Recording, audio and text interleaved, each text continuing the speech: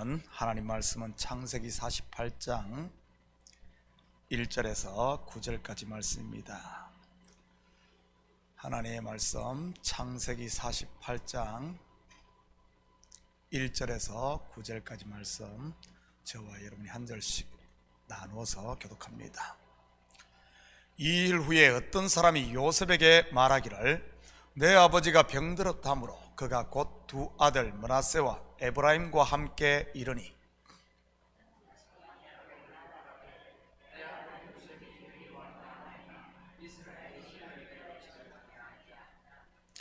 요셉에게 이르되, 이전에 가나안 땅 루스에서 전능하신 하나님이 내게 나타나사 복을 주시며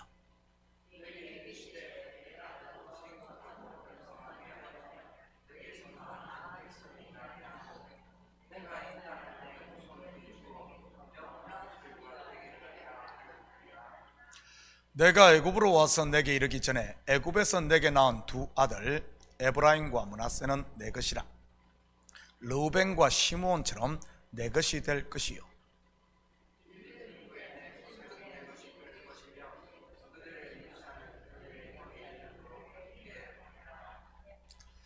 내게 대하여는 내가 이전에 밧단에서 올 때에 라헬이 나를 따르는 도중 가나안 땅에서 죽었는데 그곳은 에브라까지 길이 아직도 먼 곳이라. 내가 거기서 그를 에브라 길에 장사하였느니라. 에브라스는 곧 베들레헴이라.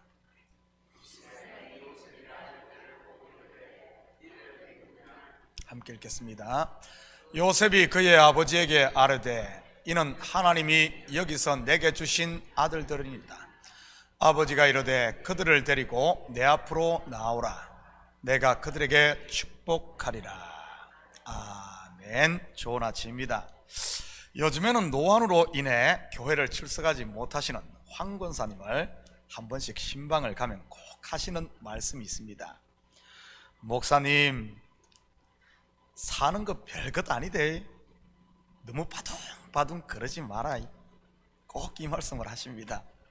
그리고 하시는 말씀이, 나처럼 복받은 사람도 없을 거라고 하시지요. 그리고는 일제시대부터 시작을 해서 6.25 그리고 도미야기까지 이야기 보따기를 꼭 펼쳐놓곤 합니다. 권사님 말씀처럼 사실 지나고 보면 별것 아닌데 왜 그렇게들 바둥바둥 하는지 모르겠습니다. 물론 저를 포함해서 말이지요. 여러분, 사실 그렇지 않습니까? 우리의 삶을 뒤돌아보면 정말 그럴 필요가 없는 것에 수많은 시간들을 낭비하는 것 같습니다. 야곱의 인생도 그랬던 것 같습니다. 그렇게까지 바둥바둥 거리지 않아도 되는데 말이지. 사실 성경에서 다 기록하고 있지는 않지만 형의 장자권을 빼앗기 위해 얼마나 밤잠 설치며 머리를 굴리고 기회를 엿보고 했겠습니까? 한참 공부해야 할 나이에 그 형의 장자권 빼앗는 것에 매여 어린 시절 다 보냈을 것입니다. 이 잔머리 굴리느라고 말이지요. 그러다가 기회를 포착해 붉은 죽 한 그릇으로 장자권을 사고요. 아마 그때는 천하를 얻은 것 같았을 것입니다. 그런데 그 기쁨이 얼마나 갔을 것 같습니까? 3일? 5일? 한 달? 1년? 글쎄요시다. 여러분들도 경험들이 있을 것입니다. 남의 손에 있는 떡은 커 보이는데 막상 내 손에 들어오고 보면은 작아 보이는 건 말이지. 영주권이 없을 때는 영주권만 있으면 천하에 소원이 없을 것 같았지 않던가요? 이민자라면 한 번쯤은 다 경험했을 겁니다. 그렇게 소원하던 영주권을 받았다고 바뀌는 게 있던가요? 넘어야 할 산은 또 앞에 딱 버티고 있는 것입니다. 인생은 첩첩산중인 것이지.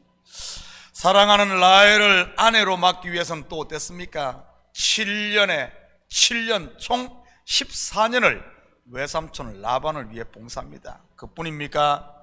자식의 이 재산을 불리기 위해서는요, 온갖 잔머리를 다 굴리며 불을 축적합니다. 그렇게 한평생 움켜쥐고 모았던 것들 어떻게 되던가요? 지난 새벽 예배 때 말씀드렸듯이 잡으면 내려놓아야 했고 또 잡으면 내려놓아야 했던 것입니다. 한평생을 말이지. 마지막 남은 하나 베냐민마저 내려놓은 야곱은 가나안을 떠나 애굽에 내려와 17년간 요셉의 공양을 받고는 결국 그도 병들어 죽음을 눈앞에 두게 됩니다. 바둑에 복기라는 것이 있습니다. 한 번 두었던 바둑알 하나하나를 다시 처음부터 똑같이 길을 따라가며 두면서 어디서 실수를 했고 어디에서 신의 한 수를 놓았는가를 살펴보는 것이지, 우리의 인생을 복기해 본다면 어떨 것 같습니까? 아마 여러분의 입에서 이런 말이 나오지 않겠어요? 내가 왜 그런 쓸데없는 것에 인생을 허비했지? 왜 내가 그렇게 바둥바둥거리며 살았지? 아닐까요? 혹시 일상이 바둥바둥인 분이 계시다면 오늘 말씀을 통해 좀 내려놓고 하나님이 주신 복을 좀 누렸으면 좋겠습니다. 4절 5절입니다. 내게 이르시되 내가 너로 생육하고 번성하게 하여 내게서 많은 백성이 나게 하고 내가 이 땅을 내 후손에게 주어 영원한 소유가 되게 하리라 하였느니라. 내가 애굽으로 와서 내게 이르기 전에 애굽에서 내가 낳은 두 아들 에브라임과 므낫세는 내 것이라 르벤과 시므온처럼 내 것이 될 것이요. 하나님께서 야곱에게 약속하신 대로 야곱은 12명의 아들의 딸 하나를 낳습니다.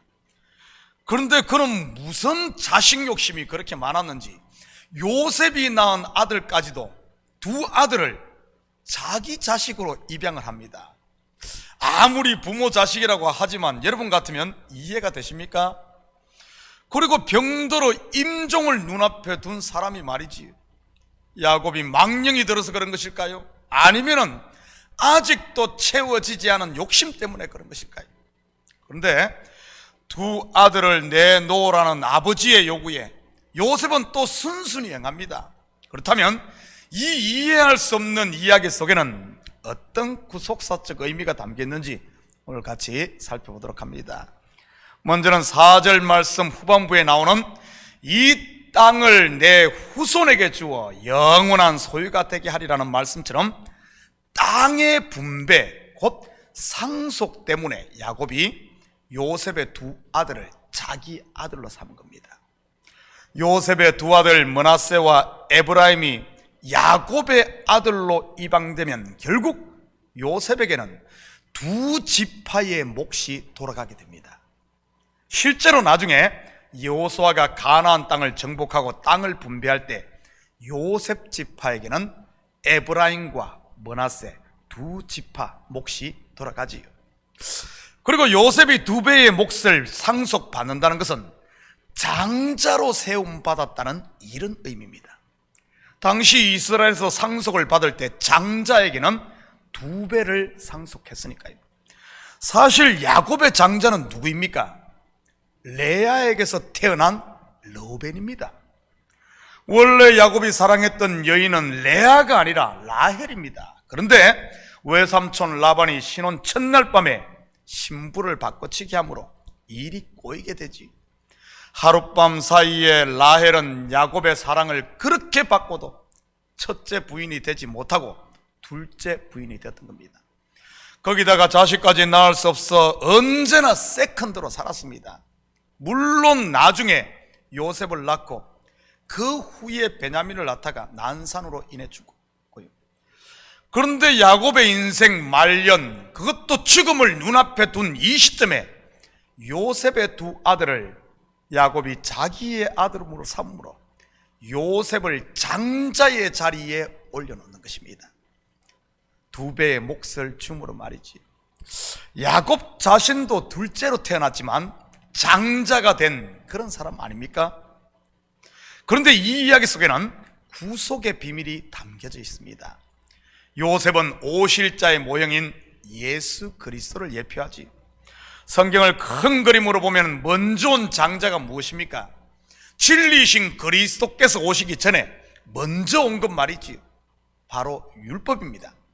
그런데 예수 그리스도께서 십자가 죽음을 통해 율법의 요구를 충족시킴으로 하나님의 공의를 완성하지요.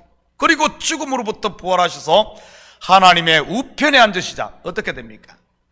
진리이신 나중에 온 예수님이 맏아들 장자가 됩니다. 확인할까요? 로마서 8장 29절입니다. 하나님이 미리 하신 자들을 또한 그 아들의 형상을 본받게 하기 위하여 미리 정하셨으니 이는 그로 많은 형제들 중에 맏아들이 되게 하려 하심이니라. 이처럼 야곱이 죽음을 눈앞에 둔 시점에 요셉을 맏아들로 세우는, 장자로 세우는 것에는 이와 같은 구원의 비밀이 담겨져 있었던 것입니다. 겉으로만 보면 두 아들을 잃는 것 같은데 실제로는 세움을 받는 것이지요. 여기에도 구원의 핵심 진리인 lost and found, 잃으면 찾는 비밀이 들어있었던 것입니다. 예수님께서 전하신 산상순에서 황금률이라고 불리는 말씀이 무엇입니까? 마태복음 7장 12절입니다. 그러므로 무엇이든지 남에게 대접을 받고자 하는데도 대로 너희도 남을 대접하라. 이것이 율법이요 선지자니라. 이 말씀을 조금 확장하면 살고자 하는 자는 죽을 것이요 죽은 자는, 그리스도와 함께 죽는 자는 살 것이다. 자기를 위하여 목숨을 버리면 산다. 또는 사랑을 받기를 원하느냐? 그러면 네가 먼저 사랑해라. 높아지기를 원하느냐? 네가 낮아지라. 전부 같은 의미인 것입니다. 저는 우리 성도들이 이 황금률, 즉 기본에 충실했으면 좋겠습니다. Lost and found, 잃으면 얻는 진리, 낮아지면 높아지는 진리, 내가 죽으면 진정 사는 이 성경의 진리, 비밀 말이지요. 7절입니다. 내게 대하여는 내가 이전에 밧단에서 올 때에 라헬이 나를 따르는 도중 가나안 땅에서 죽었는데 그곳은 에브라까지 길이 아직도 먼 곳이라. 내가 거기서 그를 에브라 길에 장사하였느니라. 에브라는 곧 베들레헴이라. 그렇다면 왜 야곱은 죽기 전에 라헬이 묻힌 에브라 곧 베들레헴을 기억하라고 요셉에게 강조한 것이겠습니까? 단순히 그의 친어머니의 무덤이 있는 곳이기 때문일까요? 물론 그럴 수도 있습니다. 그런데 더 있습니다. 에브랏 곧 베들레헴의 뜻이 무엇입니까? 떡집이라는 뜻입니다. 물론 후에 이곳에서 자기 백성에게 생명의 떡 곧 양식을 공급할 예수 그리스도가 태어나고요, 사실 라헬 또한 의의 아들, 오른손의 아들이라는 이름의 베냐민을 낳다가 죽습니다. 바로 떡집에서 말이지. 구속 역사로 보면 베냐민을 낳고 죽은 라헬은 저와 여러분을 의의 아들로 만들기 위해 죽은 예수 그리스도를 보여주는 것이기도 하고요, 요셉 또한 애굽과 형제들을 7년 기간 곧 굶주림으로부터 살리기 위해 죽었던 것, 즉 팔려온 사람이었던 것이고요. 그렇다면 지금 저와 여러분에게 이 의미는 무엇이겠습니까? 요셉에게 라헬이 죽어 장사된 베들레헴을 기억하라는 것 말이지. 나를 의의 아들로 낳기 위해 죽으신 예수 그리스도의 십자가를 기억하라는 것 아니겠습니까? 요즘 하나님께서 제 머리에 각인시키고 계신 말씀이 바로 이 십자가입니다. 오직 십자가만이 길이라는 사실 말이지요. 내가 죽을 때 걱정 근심이 사라지고, 내가 죽을 때 미움이 사라지며, 내가 죽을 때 원수가 없어지고, 내가 죽을 때 참 평화가 찾아오는 것 말입니다. 사랑하는 성도 여러분, 오늘 하루도 바둥바둥하는 세상에 매여 하나님이 주신 복들을 허비하지 마시고 베들레헴 말 구유에 생명의 떡으로 오셔서 우리에게 영생을 주신 예수님 안에서 그 주신 복, 은혜와 평강, 그리고 희락의 하나님 나라를 마음껏 누리고 이것을 여러분 삶의 현장에 흘려보내는 이런 물된 동산의 복을 누리며 사는 우리 식구들 되기를 예수님의 이름으로 축복합니다. 같이 기도하십시다. 사랑의 아버지 하나님, 참으로 감사를 드립니다. 하나님께서는 우리에게 1만 달란트의 빚을 탕감해 주시고 하늘의 복과 땅의 복을 다 주셨고 하나님의 나라를 기업으로 아버지 함 주셨음에도 불구하고 세상에 매여 욕심에 매여 내 욕망에 매여 바둥바둥하며 아버지 하나님 이 복을 누리지 못하지는 않습니까?